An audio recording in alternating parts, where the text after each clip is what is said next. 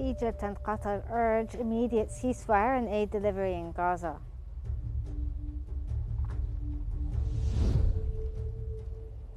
Egypt dispatches 25th humanitarian aid convoy to Gaza as part of Zaid al-Izza from Egypt to Gaza campaign.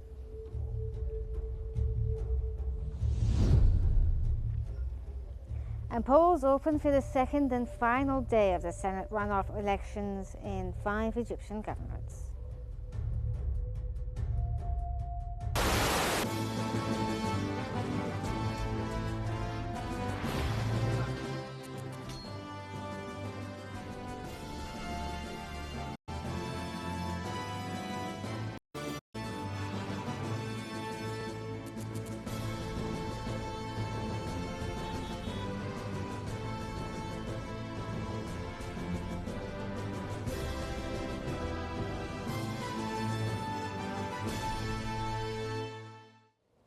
Prime Minister Mustafa Madbouli and Qatari Prime Minister Sheikh Mohammed bin Abdulrahman Al Thani reaffirmed their strong commitment to achieving an immediate ceasefire in Gaza. Coordinating closely with the United States, both leaders emphasized the urgent need to stop hostilities and enable the swift delivery of humanitarian aid to the people of Gaza. During their meeting in New Amin, they also condemned any attempts to forcibly displace Palestinians from their land, underscoring their full rejection of such actions.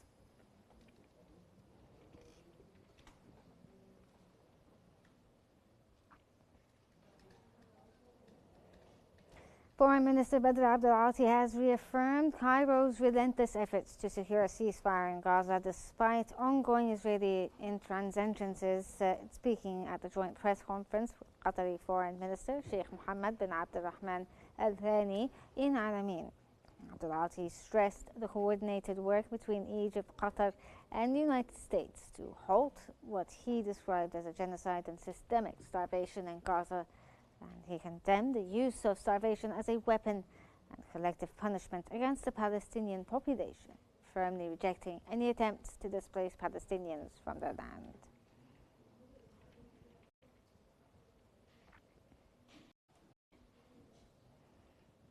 Egypt has dispatched its 25th humanitarian convoy to Gaza as part of the Zaid al-Izza from Egypt to Gaza campaign, organized by the Egyptian Red Crescent. The convoy includes tons of medical equipment, children's supplies, medicine, dry food, canned food, water, and clothing. Since its launch in July 27th, the campaign has delivered thousands of tons of aid, including food staples, baby milk, medical supplies, and fuel.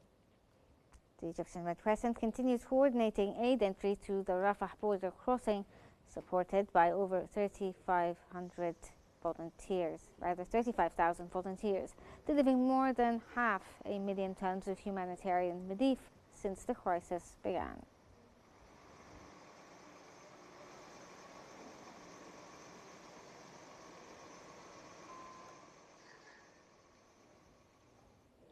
For further analysis, we're joined from Cairo by Al-Ahram managing editor, Mohammed Izzuddin. Thank you, sir, for joining us here on Qnews.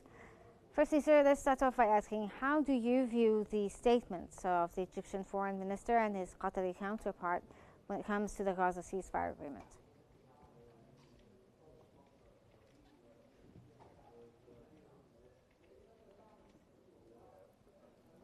Thank you for having me on Qnews. These statements issued by the Egyptian Foreign Minister Badr Abdulati, it indicates that Egypt and Qatar hold a firm stance on stopping the ongoing genocide, and that they aim to push towards a ceasefire and maybe a permanent stoppage of the aggressions. And in every meeting they hold, diplomatically or at the level of leaders, like when President Abdel Fattah al-Sisi meets his counterparts, Egypt always affirms that we and Qatar hold a firm stance through the meeting of both foreign ministers, and that we will pressure through all diplomatic means to put an end to the starvation and to impose ceasefire. This also indicates that we hold all our foundations and Egyptian diplomatic foundations and the principles of our Egyptian security, that we do not promote wars and that we oppose wars and aggressions. Well, sir, now, how critical is Egypt's role in ensuring that aid delivery is, met in Gaza amid the statements that the Foreign Minister Badr Abdulati gave about the systemic starvation in Gaza by the Israelis and describing what's happening there as a genocide?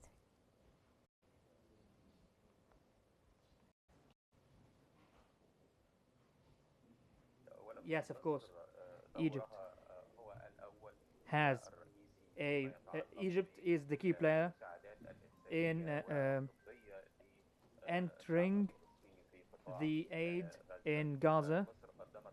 Egypt contributed about 80% or 3/4 of the aid that flowed into Gaza. All to oppose the planned and systematic decapitation conducted by Israel against the Palestinians. So Egypt combated that by getting the aid convoys to enter Gaza in cooperation and collaboration with our regional, with other regional states, to put an end to the suffering of Palestinians who suffer starvation at the hands of Israeli occupation, all under the guise of combating Hamas. So negotiations, the Israelis always evade and escape from negotiations, so that the Israeli regime or the cabinet to put plans in motion in order to cut more lands from Palestine and annex it and control it. They want to control the West Bank, so Egypt's role is pivotal in opposing this and into stopping the war. Also, we are contributing in the flows of aid convoys entering Gaza. Well, sir, you spoke about Israel evading the ceasefire negotiations. Now, with the coordinated efforts between Egypt, Qatar, as well as U.S., could this somehow lead to some sort of concrete measures like sanctions or binding UN resolutions against the Israelis, or will the U.S. continue to give them blanket immunity for whatever they want to do?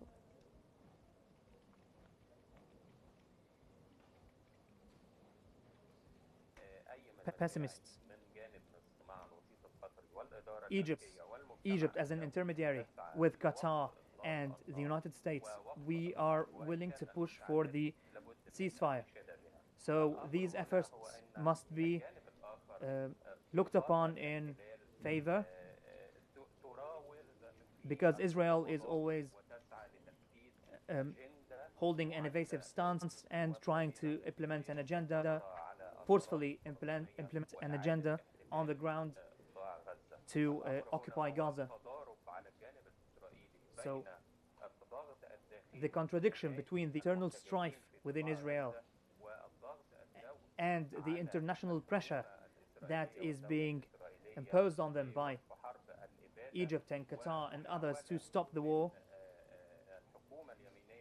the far extremist fanatics of the regime in Israel, they do not want the area to be stable. They do not want the Palestinians to have relief. They want to starve them. Yes.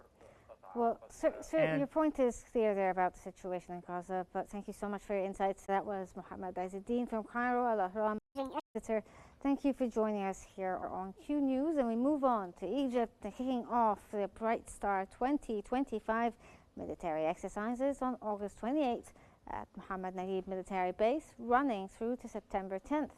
The drills, held in partnership with the U.S. Army, brings together 8,000 soldiers and troops from 14 countries, with participation from NATO, the Red Cross and the Egyptian police forces.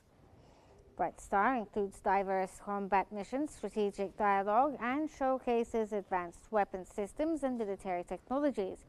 Alongside Egypt and the US, participating nations include Qatar, Saudi Arabia, India, Italy, Cyprus, Iraq, Greece, Yemen, the UK, Jordan, South Africa and Kyrgyzstan.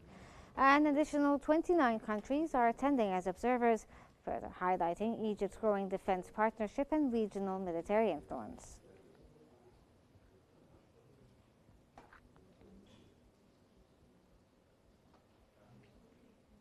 Polls open today for the second and final day of Egypt's Senate runoff election in 5 governorates: Gharbiya, Ismailia, Beni Suef, Luxor and the New Valley.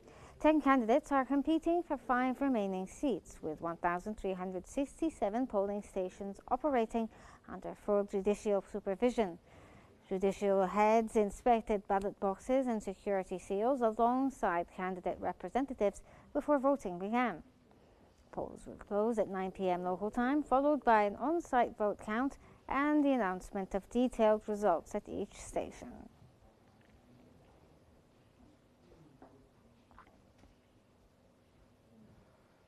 The Ministry of Industry and Transport has launched the Investor Support Application, a mobile platform designed to simplify and accelerate communication between industrial investors and the Ministry.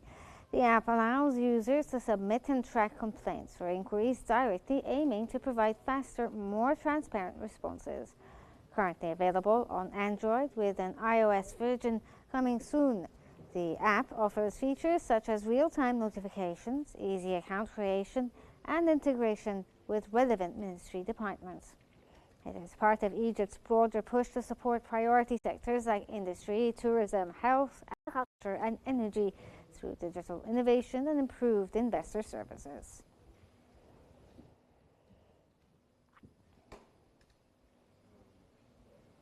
Egypt's Minister of Local Development and Acting Environment Minister, Manal Awad, met with Hatem Nabil, head of the Central Agency for Organization and Administration, to discuss ongoing cooperation on administrative reforms.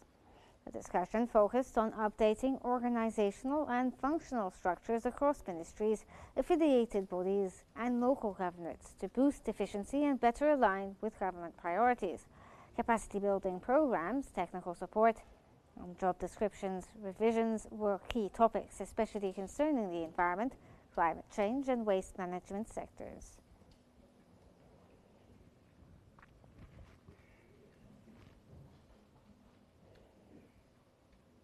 Egypt's Healthcare Authority has announced that the Suez Medical Complex has successfully used artificial intelligence in a colonoscopy for the first time, enabling early and precise tumor detection.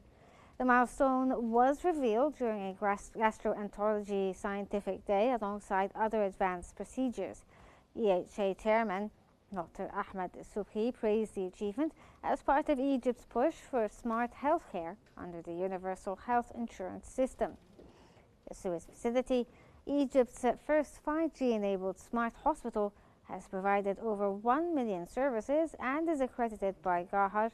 The use of AI reflects Egypt's strategy to modernize healthcare nationwide by 2027.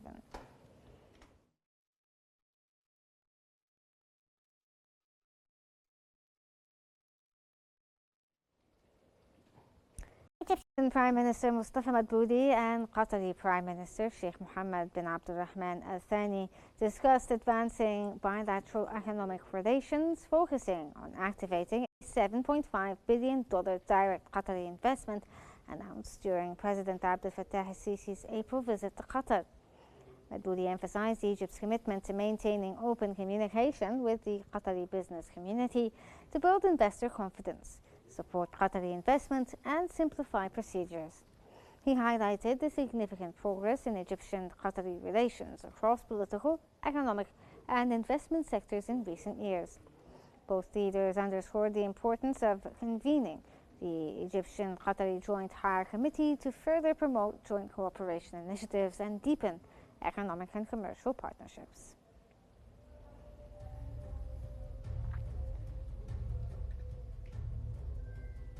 This brings us to the end of our news bulletin for this hour. Here's a quick recap of today's top stories.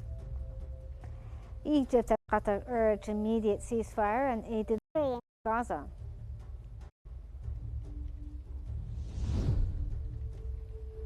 Egypt dispatches its 25th humanitarian aid convoy to Gaza as part of the Zerd al-Izza from Egypt to Gaza campaign.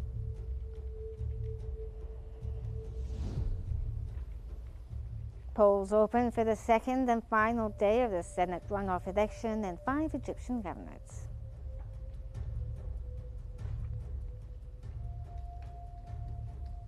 That's all for now. Remember to stay updated by following Q News for the latest developments.